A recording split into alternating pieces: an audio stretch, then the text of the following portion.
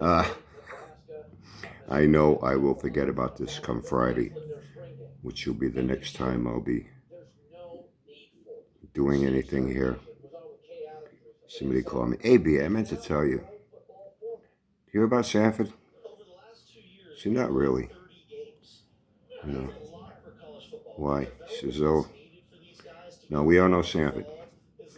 He hates technology, hates fuel injection, hates electronic ignition, because he doesn't know much about it. You know, he can't make any videos showing you what to do with it, because she doesn't know what to do with it himself. Wasn't it that one time? It's another race too. You know, things come back to me over a period of time. His buddy there, Dr. Doolittle, is he still friends with him? Probably his only friend at this point, right? And he's into electric go-karts and shit. And Sanford was going to have a big showdown race with him with electric go-karts. Remember that? Did that ever happen? And Sanford was having a problem with something he was trying to do with his go-kart or whatever. And he had to take it to Dr. Doolittle because he knows about electronics and Sanford doesn't know anything about it. So therefore, you know, he can't rely on his old standby when he runs out of things to yak about. He's going to rebuild another Holly carburetor. How many times has he done that? He's going to show you points and yak about points, you know. That's all he knows. That's all he knows. She says, yeah, it came about that he went, you know, every now and then he'd take a road trip. Remember that? He used to take road trips to people's houses to go look at their cars. I mean, he'd criticize them right in front of the fucking owner. He's lucky he never got punched in the face, seriously. Uh, when he doesn't have content, he's going to go leech off other people, you know. So, because he's not building anything there. He'll show you it. His cars are all props. They're YouTube props. They're just there for you to look at. He'll tell you what he's going to do, but he never does it. He'll make claims about what they're going to run in a quarter mile, but he never does it. I'm not telling you anything you don't already know for a long time. How many times has he rejetted carburetors? Anyway, she says, yeah, when Mopar came out with the new EV charger electric, I haven't seen them. Did they finally at least smarten up and only put 2 doors on them instead of 4? That was another big boo-boo with Chrysler too when they brought back the charger. Well, at least they got away from that little Mitsubishi shitbox charger. Now it was another full-size charger. And they stuck 4 doors on it. What the fuck were they thinking? You know what I think was even worse than that? With the fucking trucks with a big fucking wing on the back. You know, like a Superbird wing. They were calling them Daytonas. And I saw one with Super B on it. Oh yeah, that's cool, all right. Well, apparently he went to go take one of these new EV chargers for a test ride. They wouldn't let him take it for a test ride. Didn't say why. I got a pretty good feeling why. He doesn't have a driver's license. He hasn't had a driver's license since many, many years back in New York when he got it revoked for life. Then he had to hightail it out of New York to you know, his little potting out businesses that, let's just say, not everything had proper VIN tag numbers on them, okay?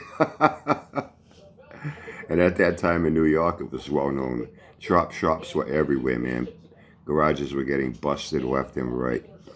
And there was a little legal loophole that some cars from out of state, you didn't need a VIN tag. You know, see, that reminds me of more things. That reminds me of more things. He had a guy at one time on his channel. Who the hell was it? Nick the Van Man. Seems like a pretty good guy. He got in touch with me a couple of times. He came right from him. He says, hey, you know what he wanted me to do? He said I could go there to it. You know, he lets people bring their cars to his shop to work on it. This way it gives him content to make money off of them. You know. He said I could work on my vans in his shop. You know, it'll be indoors in the winter. It'll be better for him and whatnot, blah, blah, blah. And I could work it off with him. Little things that need to be done around there, I could do it for him. Sanford gets people to do all his work for him. You know that. If he can find a way to not hold a wrench in his hand, not do anything, get somebody else to do it for him, that's what he's going to do. He uses people. got in touch with me. He says, yeah. He says, I don't bother with him anymore. I, I walked out of there. What happened? Behind the scenes with his channel, he's still a junk man. He's still a junk man. All his projects that come in, his motorcycles and this and that, they're here today, gone tomorrow. They're potted out. He buys cheap, sells. He's still in the business of potting out and flipping. He's still in that business. He never got out of it. This YouTube thing is just a front. It's window dressing. What's really going on behind the scenes? You know? A lot of his projects have been sold off for scrap. Even though he said he'd never sell any of his projects, they mean too much to him.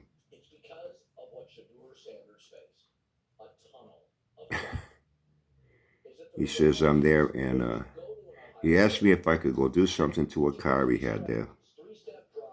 Because he had someone come in to look at it, to buy it.